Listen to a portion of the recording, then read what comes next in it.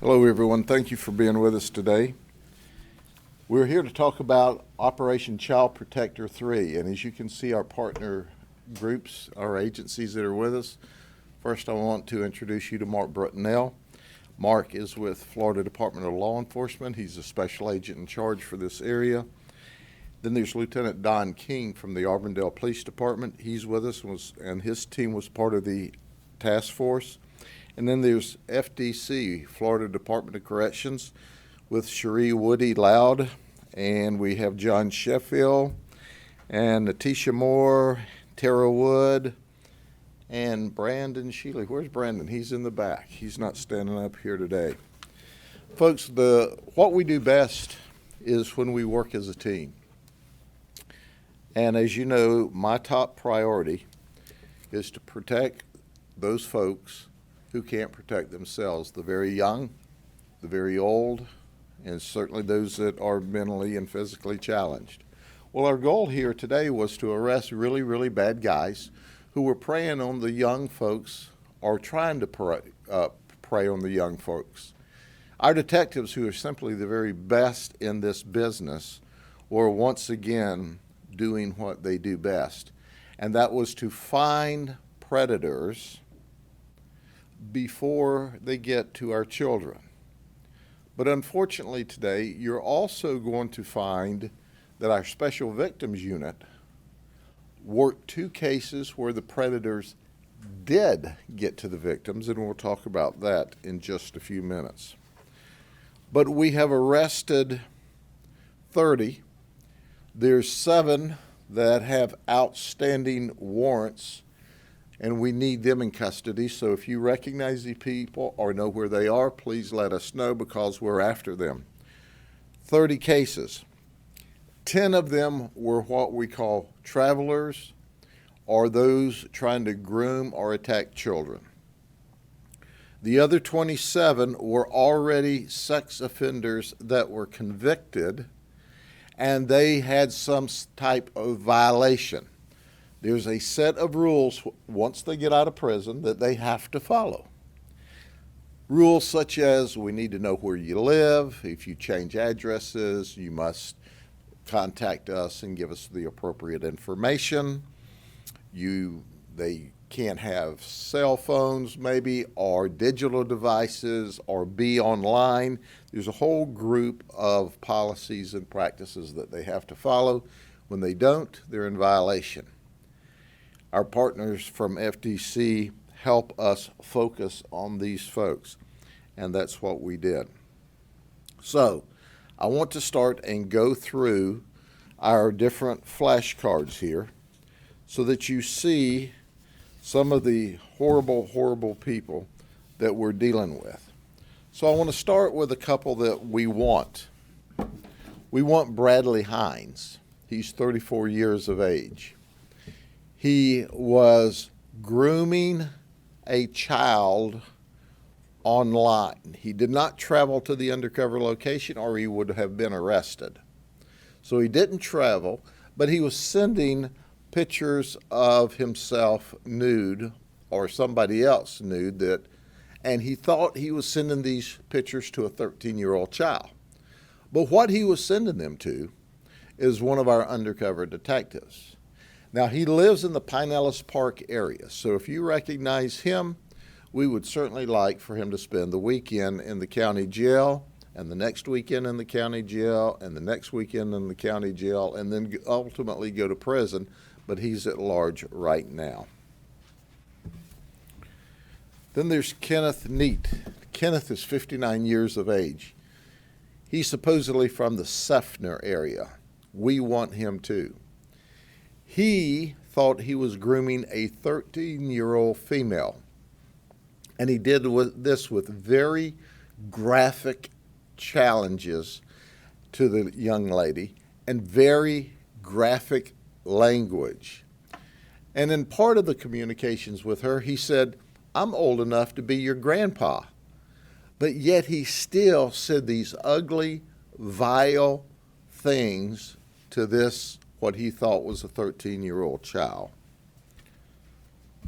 But let me introduce you to some of the people that we arrested. For example, here's Leo Cintron. He's from Lakeland. His claim to fame, according to him, is he's an umpire. He's umpired high school games, college, D1, Division I, Division II. He wants to be a professional umpire. He claims to have umpired or some of these, what I would call farm league professionals. He traveled to meet what he thought was a 13-year-old male after grooming online. He too was very graphic. He lives with his parents, and now he's charged with significant crimes. He bonded out of jail. This is a nasty, nasty guy.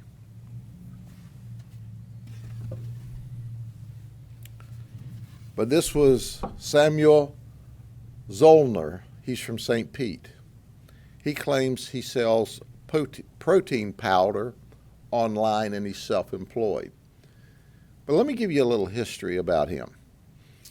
He's from Michigan. He met a live victim online and had sex with a 14-year-old female when he was 18. They gave him 2 years of probation. Do you think he could complete that probation? Of course not. And he was ultimately arrested and went to state prison in Michigan for 18 months. Then he moved here. So did any of that jail time work? Now keep in mind, he already had sex with a child. So now he's traveled. He's traveled because he's thinking he's going to meet a 15-year-old female to have sex. He sent videos of him doing ugly things. He sent photographs of himself nude. And ultimately, whenever he came to the house and we tried to take him into custody, he resisted and he was charged with resisting arrest with and without violence. That's right. He didn't want to go back to jail. Well, our goal is to send him to jail for a long time, not 18 months after probation like they did in Michigan. We plan to show Michigan what to do with somebody like this. If you don't keep them locked up, he's the evidence that they will assault again. He's done it at least once, and he thought he was going to do it again, but our great detectives stopped at that. Well, I thought I'd introduce you to Justin Sturvant. He's 46. He's from Pueblo West, Colorado. Now, what's interesting about this, he is a corrections officer for the state of Colorado. That's right, he's a corrections officer. Did you hear what I said? And he's having unlawful communication and thinking he's grooming a 14-year-old female, and he is mailing pictures of his junk to her. Turns out it's our undercover detectives. There was lots of ugly sexual talk, lots of grooming. He was doing this from Colorado. He did not travel. And then when we go to do this investigation, we had some of our colleagues out there. His girlfriend's defending him. And in fact, he's blaming it on his 18-year-old son. Well, we have evidence to the contrary. So at the end of the day, we find out that he has a criminal arrest history. Did you hear me? Did you hear what I said? He is a member of the Colorado State Corrections System as an officer, and he has an arrest history. Now, some of those cases have been dropped. Some of them had pled. I think one of them was diverted. But he had assault charges, intimidation charges. Some were dropped. But he had, and not one arrest history. He had one from 2005, one from 2009, one from 2019, and one from 2021. And he's online with committing crimes, felonies in the state of Florida. Justin needs to be in the system. he needs to be in prison. But it won't be in the Colorado prison system. It'll be in the Florida prison system.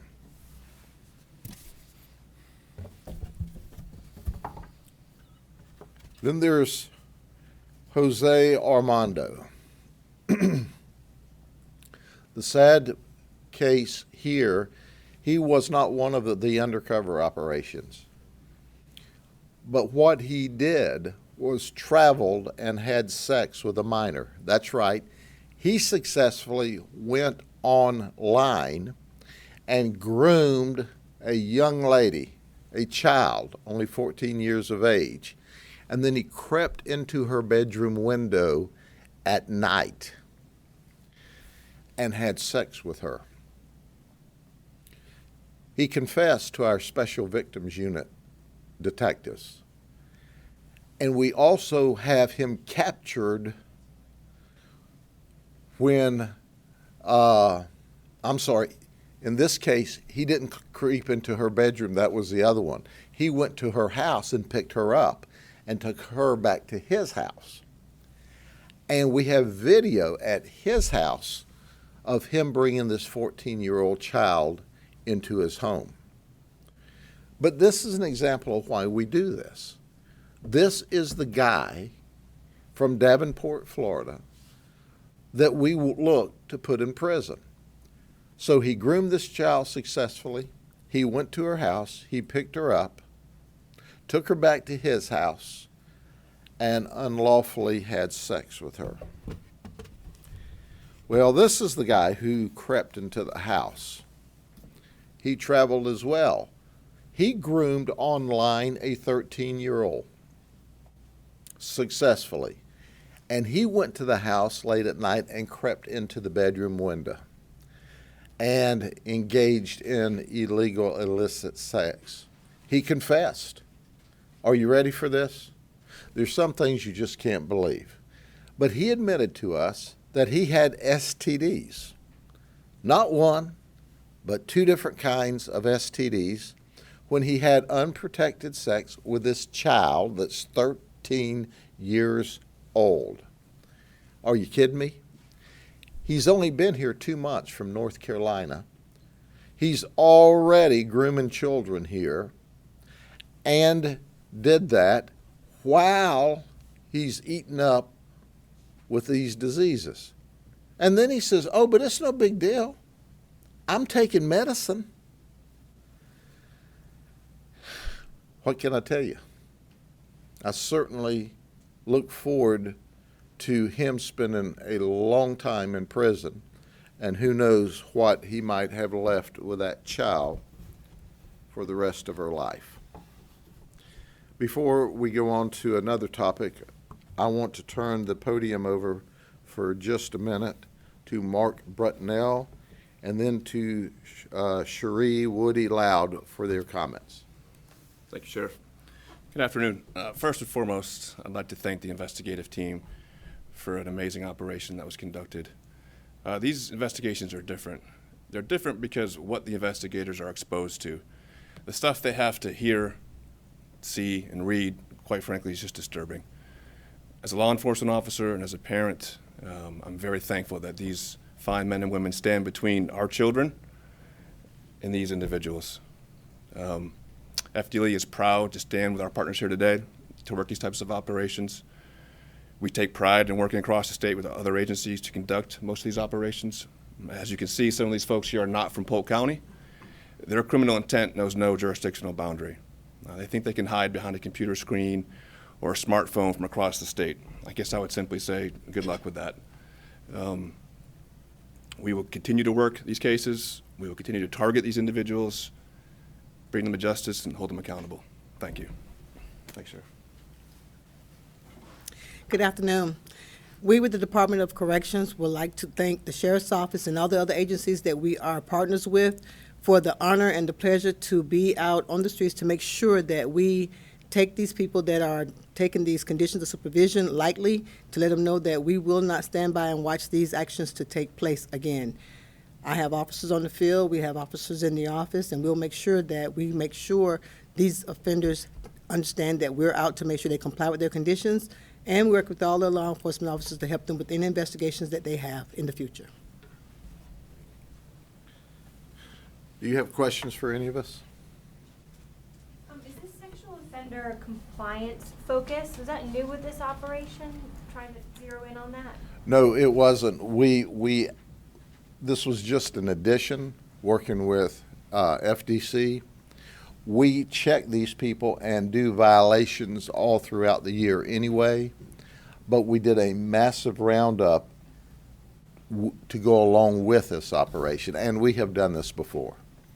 So it is, I can tell you, the good news is there was only 2 that travel, which is, and you say, well, what's good news about that? Well, the good news about that is we used to get them by the busloads. And now we see there's not that many of them. A lot of these predators now, you understand, moved here after their convictions and maybe after they serve state prison time someplace else, but they still have conditions because they're sexual predators or sexual offenders. So they are watched by DOC or us as well. So at the end of the day, it's us all working together, and we just did a roundup of them. But don't think that they're not watched every day, because that's what these wonderful folks do. They keep an eye on them every day for us. Anything else? Okay. The next, I told everyone last night I would give you an update about our shooting that occurred in Poinciana last night. And quite frankly, we have more details, but the skeleton information that I gave you last night is still accurate. So I'm going to go through this, and it becomes complicated really quickly because obviously you can't use their names because they're victims. So I'm going to talk victim 1, victim 2, victim 3, victim 4, victim 5, because there were a lot of folks here. But this started about 4:15 on Thursday afternoon.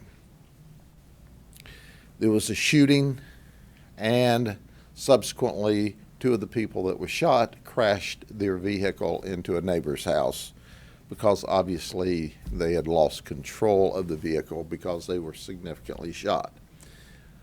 So here's what happened. Our deputies arrived shortly after 4:15 in the afternoon to find absolute mayhem occurring. There was one deceased person in the front yard of one house, and there were 2 folks in a car crashed across the street, and the male victim was out of the house. He had been shot in the head. We'll call him victim 1. Now understand that he was shot in the face. The bullet went clear through the brain, out the back of his head, and he's up moving around. He runs up, or we run up to him, and our victim is a black male, 30 years of age, and he's begging, please don't let me die. And our deputies did everything they could to keep him from dying. In fact, he made it right so far, but he's very, very, very critical and unstable at a trauma center in Osceola County. Victim 2 was in this white car, which was a 2019 Nissan. She is only 19 years of age, and she's a black female. She was shot in the face and in the hand. It appears the shot in the face has gone through her jaw sideways and did not get into her brain. While we're not sure that victim 1 is going to survive at this point, we do believe, at least according to the best information we can get from the hospitals, that victim 2 is going to be all right. They were sitting in a car backed up in this driveway when victim 3, who was not injured, who owns the house, victim 3 was not injured, and victim 4 was there as well. Victim 4 owns the house, and we had 4 children, females 4 years old, 12 years old, and 9 years old in the house, and one male 3 years old in the house. And what happened is our suspect is Derek Bacot. He's deceased. He was deceased in the yard. But Derek came up to the house with a bag strapped over his shoulder because he had called one of our victims to meet him at his house. And he said, "No, I'm not coming to your house. If you want to see me, come here." So he did. He parked his car and he starts walking up. Now, we know now that Derek and our other victim, one of our victims, had the same girlfriend in common at some point in time. So he walks up. He actually greets one of our victims. When the victim who he had problems with tried to greet him, he punched him in the face and immediately pulled out a firearm. Now, victim 4 runs into the house. Victim 3 is punched, but he's not injured. Now, victim 5, who sees this, has retreated into a garage and has taken possession of a firearm. And while our suspect has his gun out now and shooting in the direction of victim 3 and 4, and then shooting into the car of victim 1 and 2, a gunfight ensues. We believe that victim 5 actually shot first at this early stage of the investigation because our suspect was holding a gun on the other 4 people. Well, when victim 1 shoots, that's when our suspect shoots in the direction of victim 3 and 4, and then turns the gun and starts shooting into the car and shoots victim 1 and 2. Our suspect is shot, wanders over into the grass, sits down, and ultimately dies in the front yard. Last night, we released information that some of the witnesses suspected the reason he was here and angry was because we had just arrested someone for doing an armed burglary at that house over the weekend. That has been dispelled at this point. Still, the best information that we have is that it was a girlfriend argument. Now, people at the scene tell us that all of these folks are members of a gang. It's the same gang. They're all friends or acquaintances. Well, I mean, you don't need enemies if you've got friends and acquaintances like this. And here's the evidence of where the vehicle, it kind of meandered across the street and through the fence and into the house because these people were shot significantly bad. So at the end of the day, the investigation's still underway. We find victim 5 in Osceola County. Now, we've got witnesses that said he shot. Excuse me. We've got video from home surveillance cameras that show him there. We can account for our shot victims and our alive victims and victim 5, who legitimately had a legal right to protect himself and these others from Derek, who comes up and pulls a gun on them all, tells us, "I didn't shoot anybody." He's not being cooperative. But that doesn't surprise us because our victim allegedly is an associate or a gang member, right? And he's not cooperating. You know why? Because he's got previous gun charges and he's a felon. So he just denies everything, which is the normal routine. Even though it appears that our victim 5 was legitimately standing his ground and protecting himself and these other people. It doesn't mean that there couldn't be issues with tampering with evidence, because we have video subsequent to the shooting. He jumps in his vehicle and takes off. Once again, we have everybody identified. There's no current danger in the community from this event. Our primary aggressor is deceased, and the investigation goes on. We're trying to locate other witnesses. The irony of it, just after the shooting occurs, we see a school bus pull up and stop right at the end of the driveway and let children off. It was in the middle of the afternoon. Any questions about that one?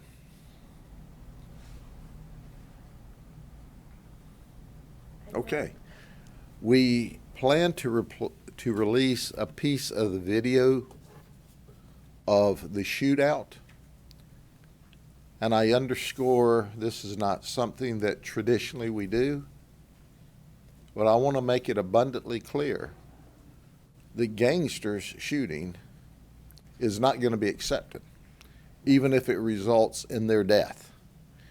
And oh, by the way, he not only had the one gun in the bag, he also had 2 more guns.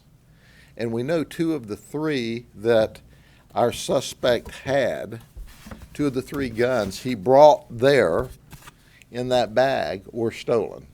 I suspect the 3rd one is too. It just hasn't been reported with the serial number yet.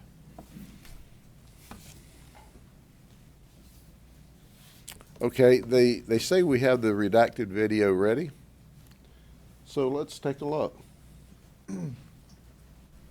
That's our suspect, and you see him shooting into the car. He's been shot. He sits down and subsequently dies where you see him. So we'll back that up one more time. Once again, our 2 victims in the car are just there visiting.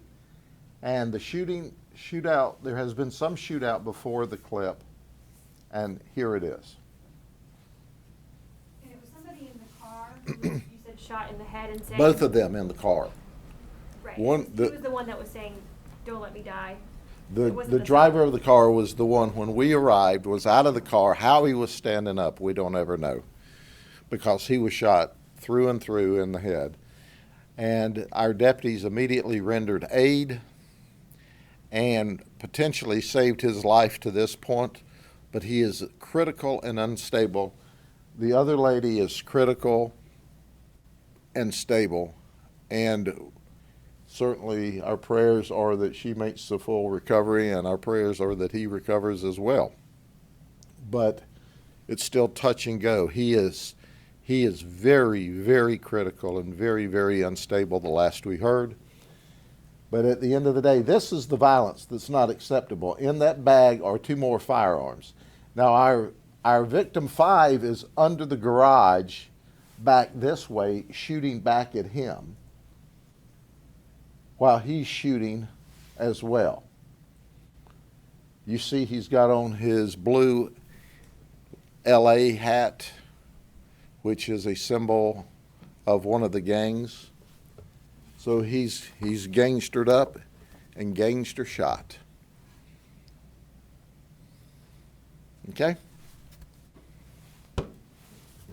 Thank you very much. Have a good day.